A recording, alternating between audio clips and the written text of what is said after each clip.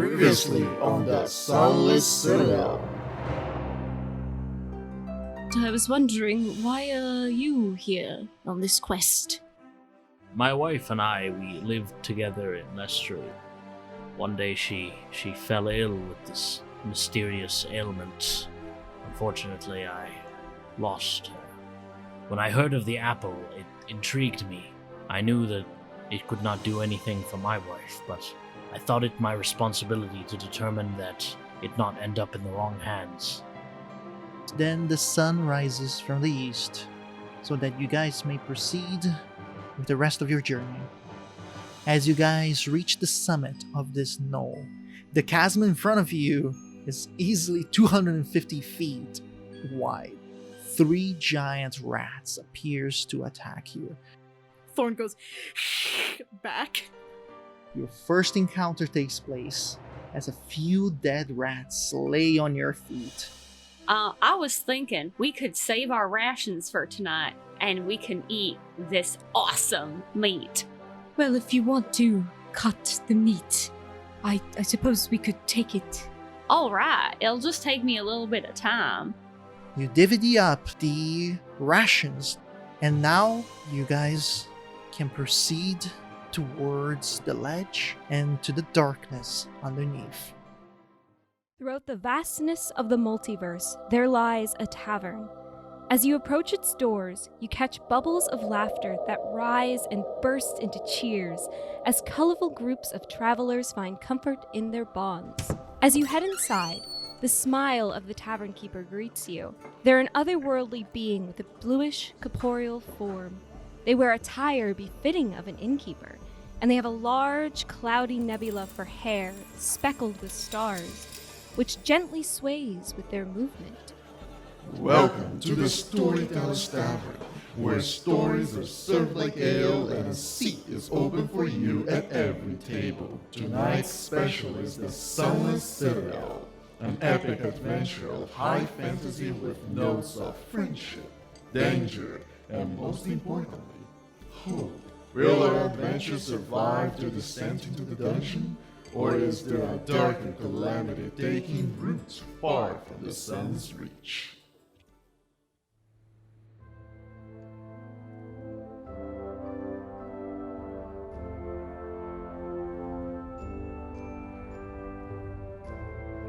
Did we want to do a rest or did we want to go down?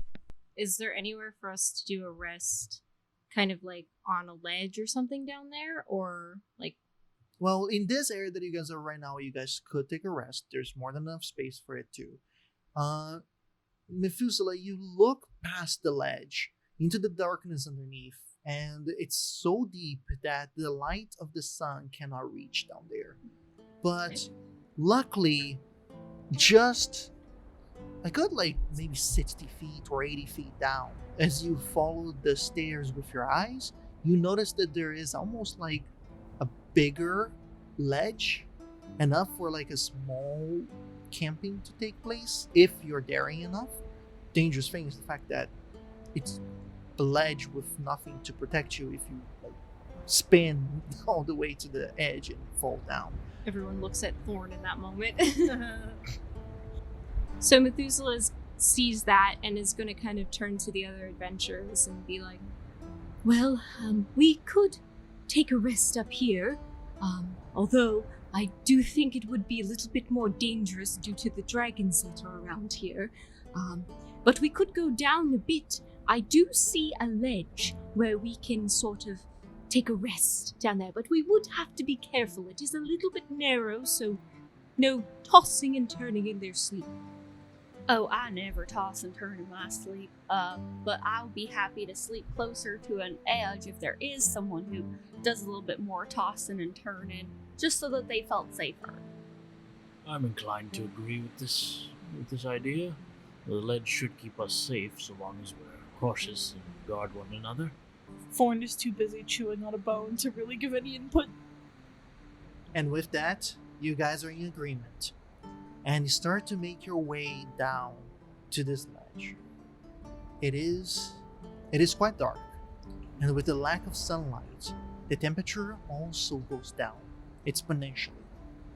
a good 80 feet of you guys zigzagging on this precariously carved stairwell gets you to this ledge. This ledge is one of these ends of the zigzag, but different from the other ends. This one is big enough for you guys to comfortably sit around, and maybe even in a circle, but not big enough for you guys to be able to lounge around. As you guys reach this area, you guys are able to see underneath, and about maybe 100 feet below you, a fortress emerges from the darkness. A subterranean citadel, though impressive, seems long forgotten. If the lightless windows, cracked crenellations, and leaning towers are any indication, all is quiet, though a cold breeze blows up from below, bringing with it a scent of dust and faint traces of rot. You guys are gazing down onto the Sunless Citadel. Methuselah, roll a wisdom Oh no. saving throw. So the hiccup you just made. Yes. 19. Something still feels off about the look of this citadel. Off-putting, like something in the back of your spine telling you to not approach, but you don't know what it is. And it's probably nothing. It's just the fact that you're in Destry is probably the fact that affects you. Yeah, do the things that have happened in my past, I'm just counting it on that. And I'm like, I have to rescue, I have to save my wife. I'm doing this for her, so I'm gonna push through. Fuck all this feeling. What do you guys do? Is there any snow around our ledge? Closer to the middle. Thorn will go over and he'll make some snowballs, and he'll go over to Methuselah and drop them at his feet and go, "Presents." Methuselah's gonna kind of snap out of the kind of stare and look down and see Thorn and be like, oh, well, thank you. These are wonderful. What were you thinking about? Dragons. Thorn never seen dragons before. Oh, well, I'm sure if you look in the skies, you'll be able to see some eventually down here. One time Thorn was walking through a forest. It was full of colors and flowers that made good smells, but they would eat you if you got too close. And he looked up into the sky and he saw a rainbow. I see. Was that perchance the Feywild? Mortis said that you might have hailed from there. I don't remember. Well, maybe your memory will stir eventually. Okay.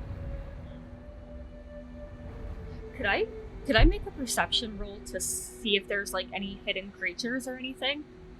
Sure, go ahead. But in where are you trying to perceive? Just in this ledge? Just around the ledge area. Sure. Yeah. Do with advantage. 19. With that result, you're quite sure that there's not enough space or hiding places for anybody to really hide in this area. Could I also do an investigation check to see if I can like uncover or see if there's like any clues to see like if Faith had been here?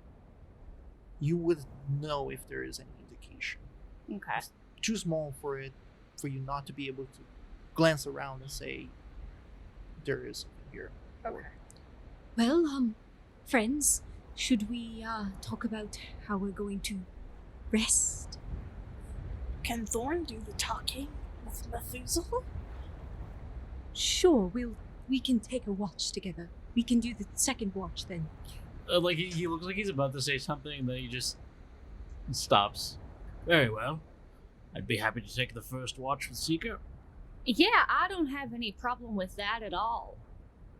Well then, you two get some well-deserved rest, and we will wake you Soon.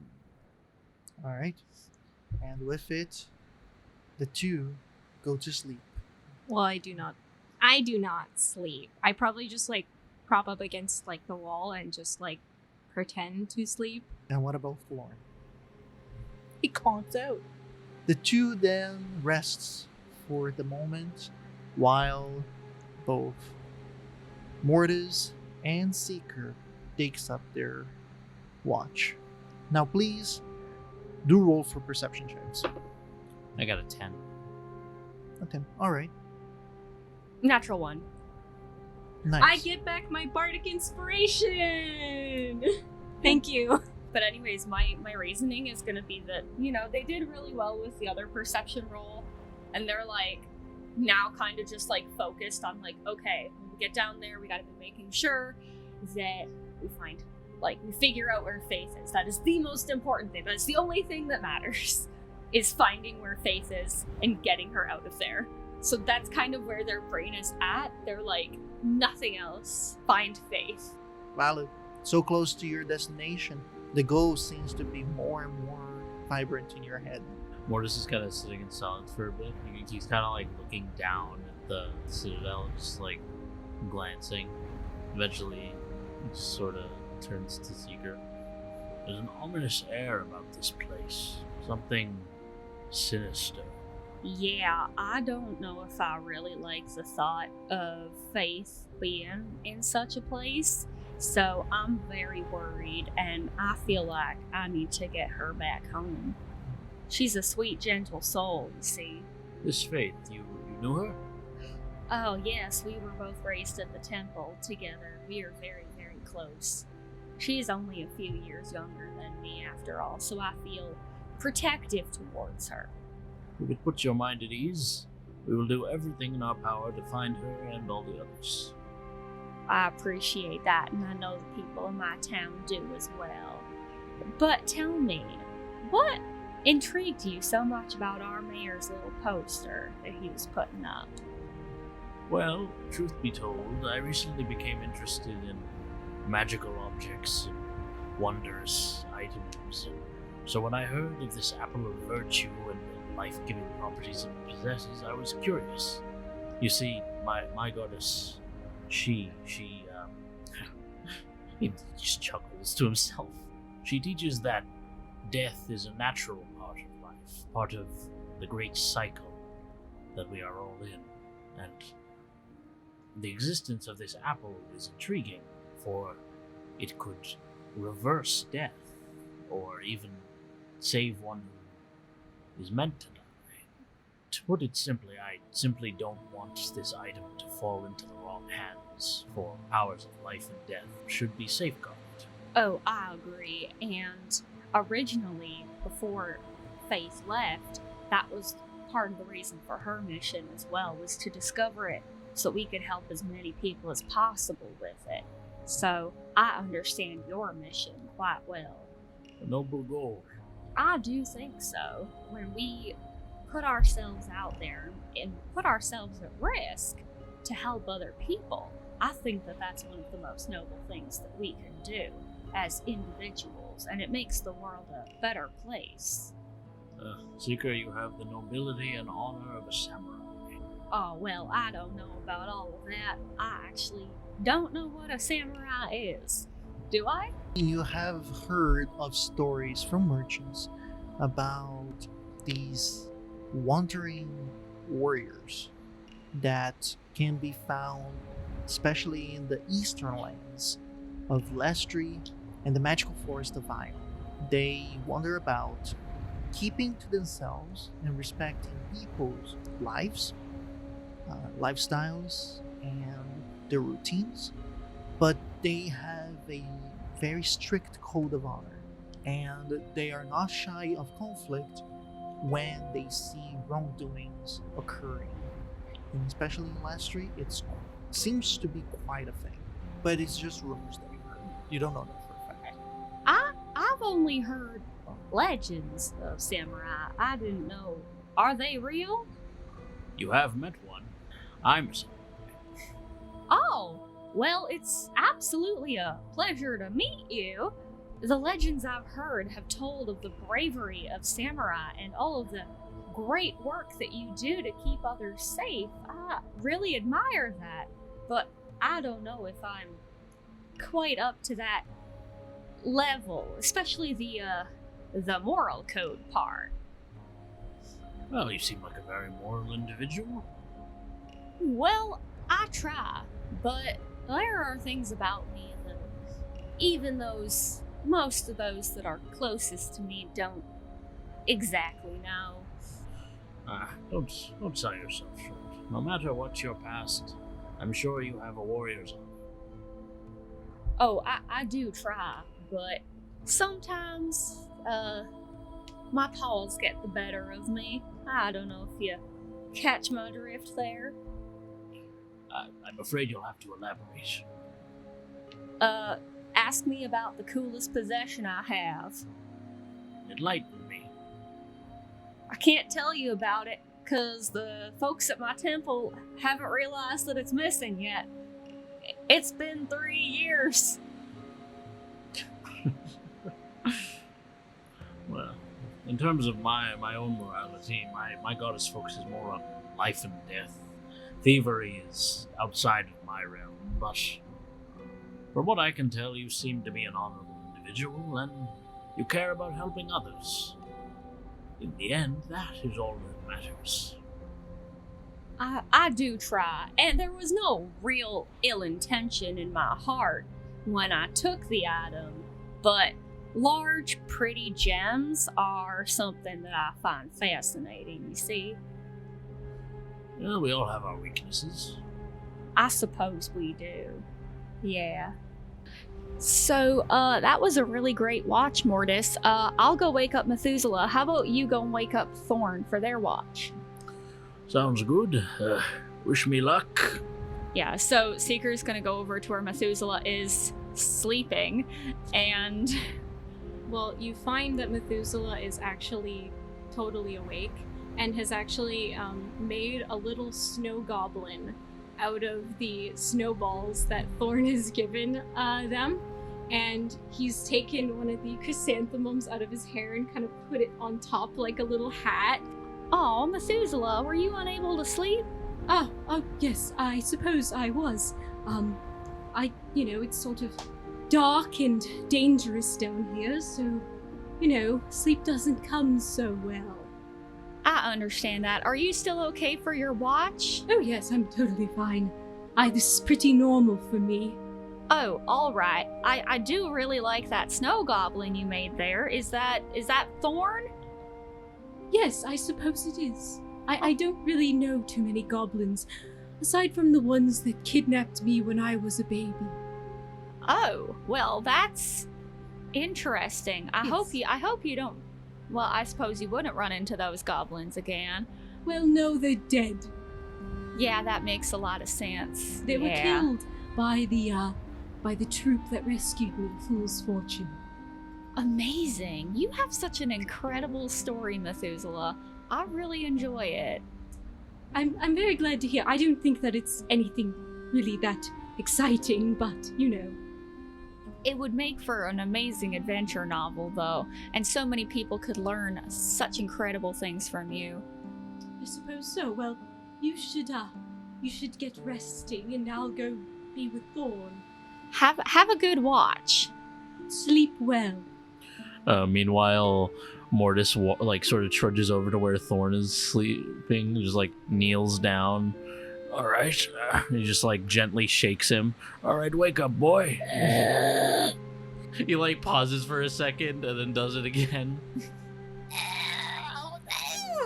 What's that? It's just Mortis, Thorn. Just Mortis. Okay. Are you ready for your watch? Oh, we forgot about the watch. Well, now you get to go chat with Methuselah. She be with him. Okay, Thorn will get up now, and you will go have the watch with Methuselah. And then he'll get up and brush snow off of himself. I am very afraid. Before he goes to bed, Mortis doesn't say anything to Methuselah. He kind of just gives him a look and just like sort of like, you know, that parent look, just like, well, he's all yours now. And then he like goes over to his sleep roll. And then the two, the goblin and the elf, sits down to have their watch close to the ledge. This is the moment that I'm gonna ask you guys to do your perception check for the watch, please. I got a 4. I got an 11. Alright. You guys have a very monotonous watch on this ledge, waiting for the time to pass and for your companions to rest. I would say that as they're doing their watch, Thorn is actually like making snowballs and like slowly piling them all around Mortis as he sleeps, creating like a wall of snowballs around him because he wants Mortis to wake up to many presents when he gets up. Aww. That is quite the interesting art you're doing there, Thorn. Presents for the turtle. You seem to really like Mortis. Mortis' friend and companion. He has been with us for a while now. So Mortis told me that you came in a brilliance of light from the Feywild.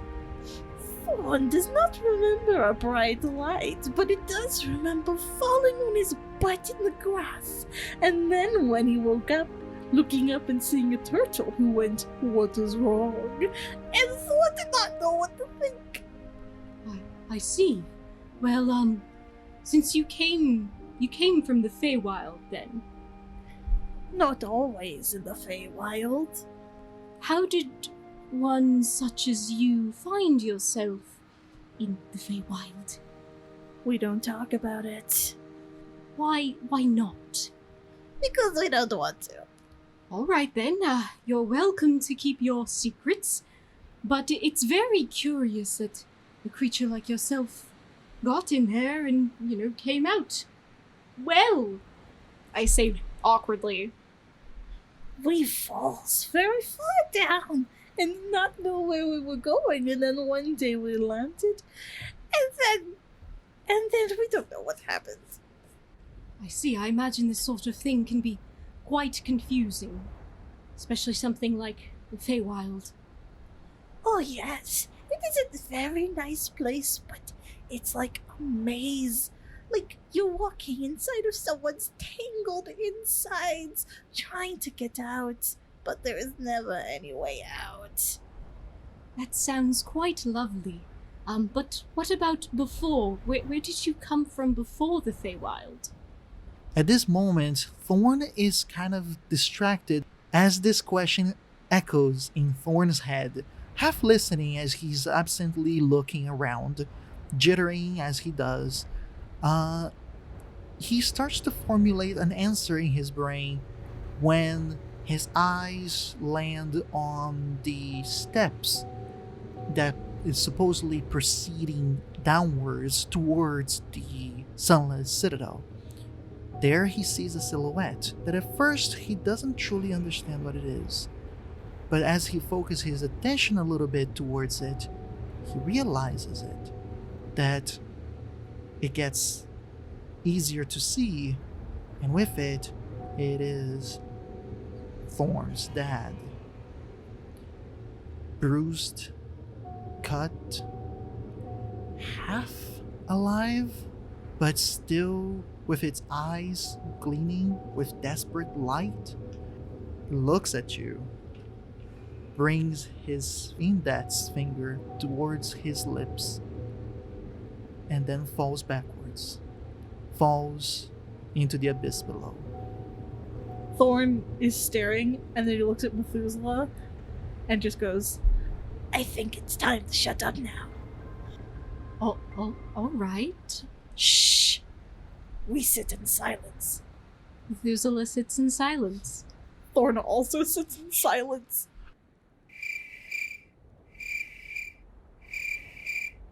Awkward.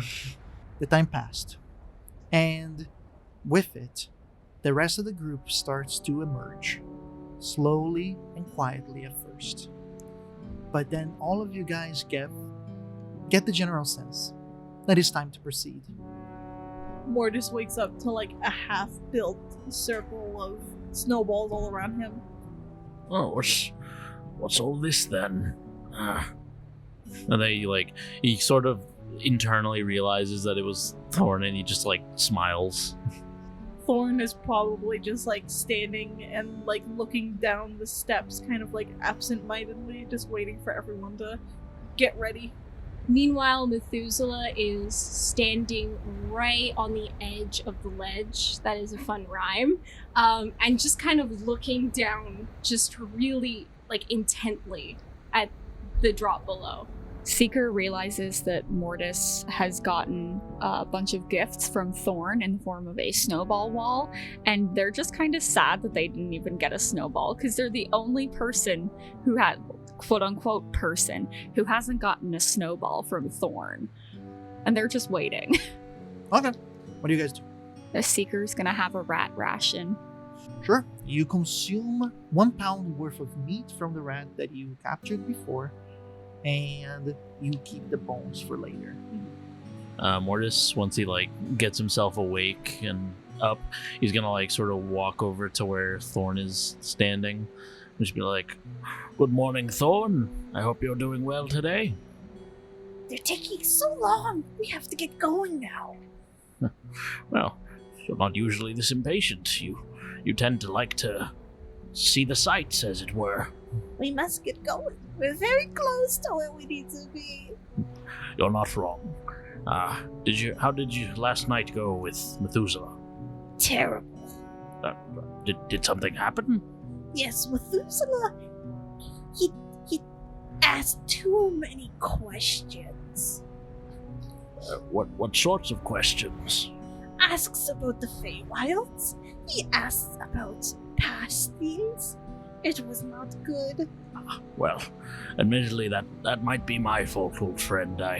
I might have mentioned how we met, and I suppose you might have gotten curious, but don't hold it against them, you know. It's sometimes people get curious when making new friends. We can talk no more. All right, very well then. And then Thorn kind of looks back at where Secret Methuselah is, and he's kind of just pacing around the top of the steps, come on. Methuselah's still just staring at the bottom.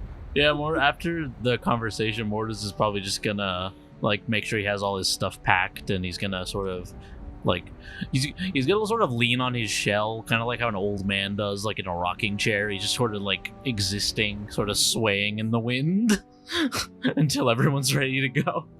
When Thorn looks over and just sees Methuselah standing, he's gonna go over and he's gonna shake Methuselah's leg and be like, "It's time to go, elves." Oh, sorry, friend. I was just sort of staring into the abyss as I do sometimes. We can go. I'm ready. Let's go! With that, all of you guys gather, grab the stuff that you guys used to rest, and proceed down towards the darkness and into the Sunless Citadel. Many steps, but it's easy because it is downwards. So you guys just have to make sure not to trip as the uneven and inconsistent steps continues all the way to the bottom. You guys are able to envision the ruins better as you guys approach with each step. They're beautiful, ornate pillars that are toppled over. Very well-crafted masonry once composed the walls of the fortress. There are pieces from the inside that are protruding out of the rubble, where some parts of the exterior wall that you guys can see toppled over, almost as if it was now part of the ground, in between the debris and the erosion, as it fell into this small abyss. Finally, you guys reach the very end of this stairwell. The buried citadel has sunk so far into the earth that the battlement is now level to the surrounding debris and floor. The floor stretches away to the north and south, composed of a layer of treacherous crumbled masonry and rock, which reaches to an unknown depth. To the west looms the surviving structure that best resembles dragon scales. It's difficult to distinguish, but it is what has survived of the place that you guys now call the Sunless Citadel. Can I do like a history check on like what appears to be dragon scales? Sure, I'll allow you to have advantage with that. That is a 15. It is quite easy for you to realize that this is sure a fortification from the Draconic Empire. Not that uncommon in the area. But then there are flashes in your mind. These flashes happen suddenly and halts you on your stride. If anybody was behind Methuselah at that point, probably bumps into Methuselah, noticing that Methuselah is completely rigid. These flashes brings you back into a moment in time where you saw a looming fortress in the distance as you were dragged towards a fortress that leads you to pain. You don't know exactly what pain or why, but this fortress was huge, was menacing, and it was towards a horrible memory that now you have no idea what it is. But anyway, you bring yourself back after a few moments of these flashes. Methuselah's going to like compose themselves and just kind of like stare up at where we came from. What does that look like? It is a cliffside, roughed rock that has clearly like fallen, like torn open, almost as if a giant, one of these mythological creatures that only lives in legend, has carved their hands through the earth and torn it open. And that's the best way you can imagine a description of this place. So Seeker was behind Methuselah, probably didn't bump into them because they weren't directly behind them. So they would have had time to be able to stop. I don't know if anybody else bumped into Methuselah, but they're gonna notice that their friend is kind of like going through something. So could Seeker like try and help, like, or like an insight and be like, hey, like what's wrong? Anything like that? Through your passive insight, you did notice that something provoked Methuselah to stop. You don't know what. Hey there, Methuselah. Oh, yes. Sorry, I was just staring again. Oh, there's nothing to apologize for. Is everything all right? Oh, yes, friend. Mostly. Can I roll an insight on that? Roll insight. Yeah, that was a natural one. With a natural one, I am going to say that you have a closer understanding to Methuselah now. Now, you know that it's okay to stare a bit. It doesn't matter what. It's just that sometimes it's probably wise to stop and stare. Now it's your turn to find something to stare at. That's funky. That's really cool. Yeah. Look how wise I am in my ears. All right. Well, if you're certain, just know that if there's anything that you think I should stare at, just let me know.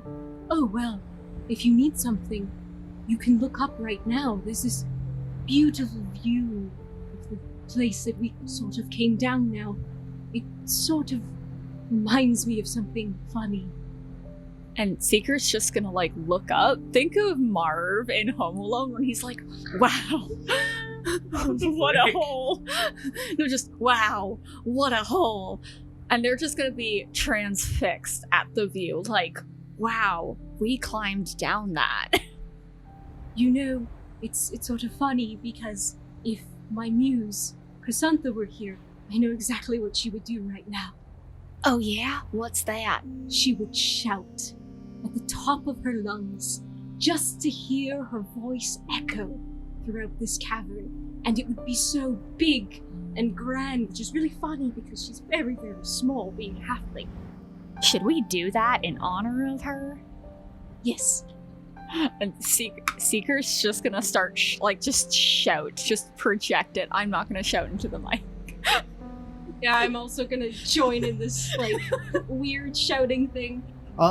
It's important to say that to Thorn and Mortis, out of nowhere, as you guys are descending down this cliffside, the two other companions of yours just start screaming out of their lungs, not in a panicked sort of way, but more in a battle cry sort of way, or just a joyful cry. It's really hard to know. Mortis is gonna immediately turn around. He has a hand on the hilt of his greatsword. What's the matter? Are we under attack? Oh no, we were just groups screaming. Why? Well, listen to the sounds just reverberating on the walls. It's quite beautiful. It is, and we're doing it mostly not only because it sounds good, but we're doing it in honor of Methuselah's muse. Oh, well, that's very high-spirited of you. Carry on. Are you just gonna turn around and keep marching? You crazies do you. He's like, the wonders of youth. Mortis is the brain cell of the group with an intelligence modifier of 0. As one does. Thorn, when he hears them yelling, he probably just lets out a very shrill scream, very feral, and it probably sounds horrible in the echo, like a dying chicken. You know what, Methuselah's into that and is just like, yes, let's go, Thorn, you can do it. Thorn looks at Methuselah and goes, "Why are we yelling?" We're listening to the sounds bounce off cave walls and making our voices grand. You've never been in a cave before? Oh, I've been in caves many a times. There was a time that I was kidnapped by a bugbear. It was horrible. He served me tea without sugar. Was this before or after your parents locked you in the tower? It was before. So, yous were locked in the tower after you were kidnapped by bugbears? Well, of course I escaped for a brief time, and I found this bugbear. And that's why my face is always in a horrible scowl, because I will never taste sugar again. Can Thorn insight that? Okay, inside that, I got a 17. yeah, this is a little bit of a tall tale there. Did you read that in a storybook? I don't suppose, but maybe. Thorn just does not know what to think. Elf is very strange. You keep stopping and starting and you yell. And sometimes when you yell, echoes come back and they're not your voice. So be careful when you're in caves and you yell. I will be very careful of the weird voices that come back. I promise you, Thor. Okay, well, can we keep going now? You've yelled very much into the echoes. Oh yes, we can keep going. You will need to tell Thorn more about the bugbear story. Thorn's just having trouble understanding. Well, I'll tell you more about the bugbear when you tell me a little bit more about where you came from. We can't. Well, then unfortunately, I can't tell you any more about this bugbear. Okay. Why not? Because some stories are a trade. Trade. But you trade things like fish for leather, but not words. Words are kind of useless. Well, it's what we're doing right now. It's communication. We're exchanging information. But words are not physical, you're just saying them. Yes, but things are still being passed from mind to mind. Florence has a question. Go on. You said that you're locked in tower, that you've seen the bugbears. Florence maybe thinks that perhaps Methuselah the elf is taking the stories from other ones and telling them like it is his, but it is not his, and Thorn is not know what to think about that. Well, I'm not too sure what you're talking about. You don't really have the whole story. So, maybe if you're willing to tell a bit more and dabble into your past, I can tell you a little bit more about mine. Thorn will not make any more deals. Alright, maybe truce then.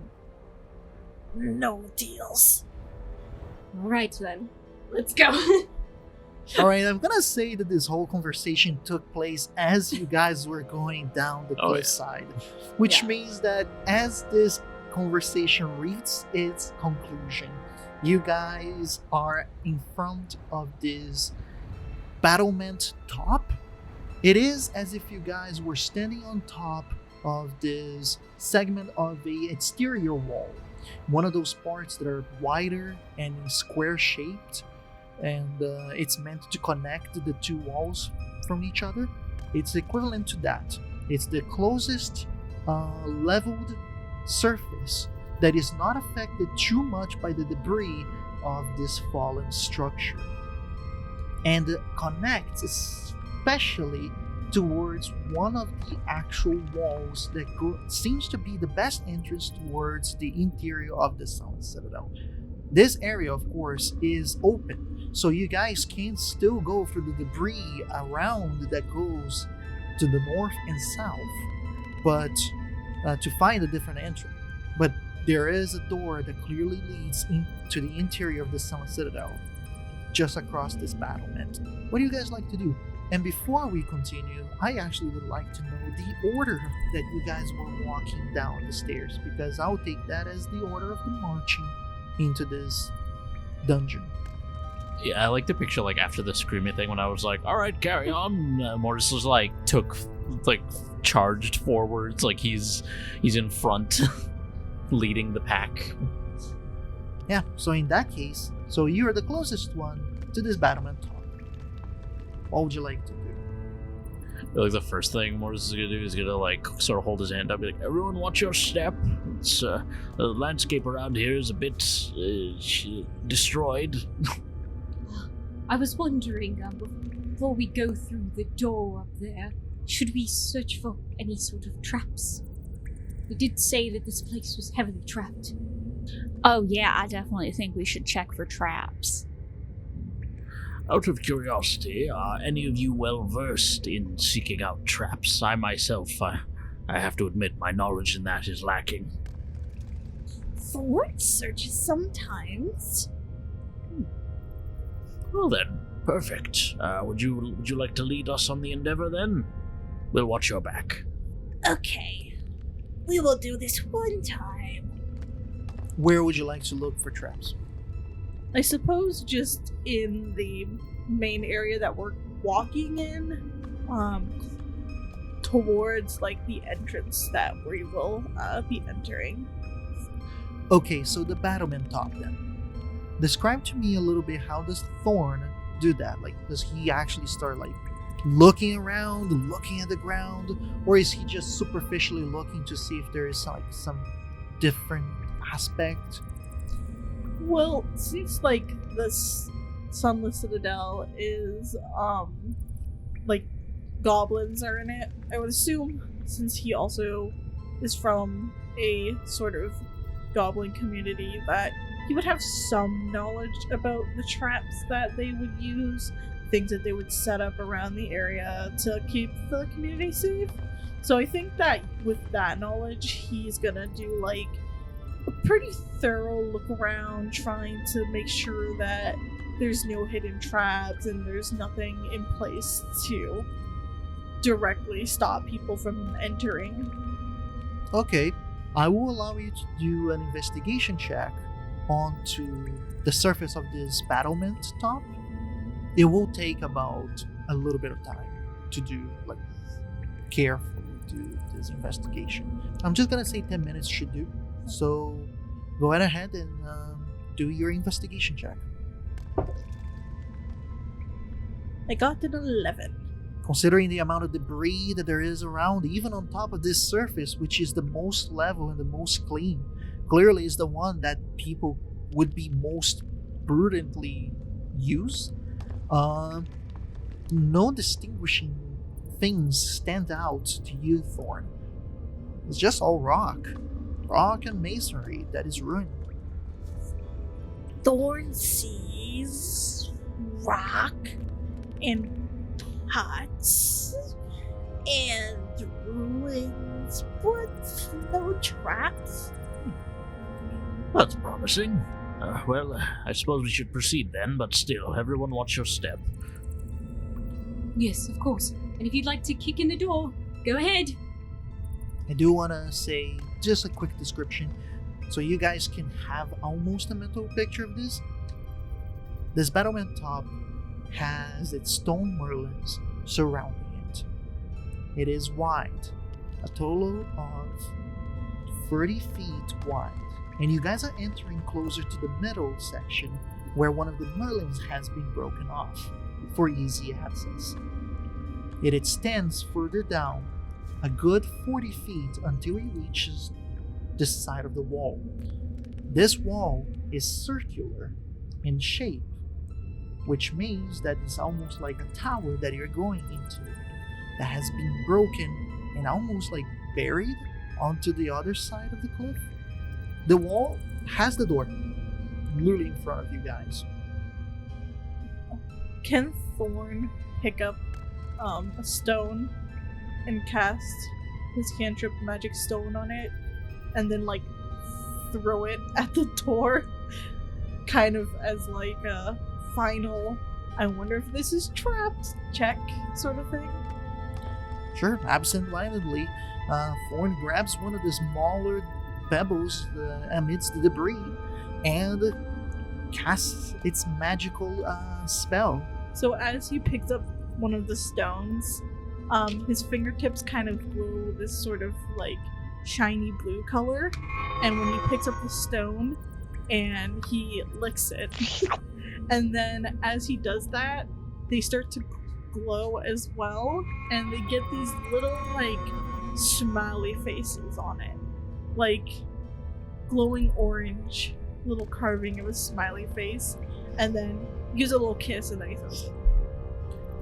As he throws it, the moment it does not connect any longer with the touch of Thorn's hand, it bolts and it zooms past the battlement, cutting the air, making a zooming sound, and it connects with the wooden door. Heavy, dark wooden door that has seen better days, and it makes a small hole as small splinters explode out of the segment that was impacted by the magical rock. Yay! Well, I don't suppose that's trapped. Well, I suppose not. And Seeker is gonna reach into their boots and they're gonna pull a dagger from each boot because they've got 2 daggers that they keep in their boots. Alright, Seeker wielding their daggers. Well, that was certainly direct. Remind me never to invite you to my place. Is your place trapped? Not currently. It should be all the time. Well, perhaps you could come visit me in Lestry and help me out with that. Yes. Now, let us go. No traps on the door. Indeed. Quick question. As we're getting deeper, like, what's the level of darkness right now? Like, are we able to see properly, or? That's a good question. As you guys are in this area, although very, very dark because the sunlight is not able to directly hit this area, it is still a little bit visible. Almost as if you were within a dark room, but still lit by another room that has light source. You know? So it's very obscured, but with a little bit of straining your eyes, you can make it visible. Yeah, that cannot account for once you're inside of the Sunless Citadel. So, like, looking through the door, I assume it's just darkness down there? Well, that's what I was going to say. As you guys are walking towards the door, you guys make about 30 feet when, absent-mindedly, Mortis being the first one in the line, steps onto the ground, and the ground gives. He falls. Do you want me to make a check or anything? No, if you fail to see this, it's a good fall. Fair point. You fall onto this deep pit as the two things that were covering this trap that were really well painted to look like the stone ground surface opens up inwards. You fall 20 feet. Sheesh. In addition, there are sharp pieces of garbage and spikes onto the bottom that will pierce you as you fall. That is 8. That will be 8 bludgeoning damage as you plummet and impact the very bottom of this pit. In addition, fall to the ground, and as you impact yourself and land brusquely, you get cut by these spikes and sharp-edged garbage that is on the ground. Seems purposely put there to cause more damage by whoever built this trap. Roll for me a d4. Well, I got a 4. 4 piercing damage, as there are many deep cuts throughout your non-shelled exposed body parts. And you can't even blame the DM because you rolled it yourself. This is true. This is very true. Although this is not the end, as you start to feel woozy, perspirating, these spikes, this garbage, you look at one of them and you see that they had some sort of like liquid coating them as well. Roll 1d4 poison damage for me. Oh no, and it's double because of my thing. Oh no. Get poison, get acid, get cold, get fire, get psychic damage, This is how Mortis dies. He just fell at the beginning of the dungeon. Well, 1 down, 3 more to go. Fell into the pit of chaos. Okay. 2, so I assume that would be 4 then? 4 poison damage. How's Mortis doing, by the way? 13. Out of 29? Yeah. So, just want to describe quickly. So all you guys see is Mortis takes a step forward. It's like, all right, let's get started on our adventure. Ouch, ouch, oh dear. Ah. Yeah, you're now in the bottom of this pit. What do you do? So I'm gonna try to carefully roll onto my side, get up without stabbing myself more. And then at the top, Methuselah's just like, oh well, unfortunately we've lost one. I'm still alive. I can still hear his voice haunting us. I'm not dead. From the top, Thorn's like, yo! This is the most rudimentary trap. A pit! Methuselah, I think it's time to write a song for dear old Mortis here. Yes, I will sing of him and his dead wife. I'm so happy they're together now. It's truly what I do believe his goddess's name is She. I do truly believe that this is what she would want.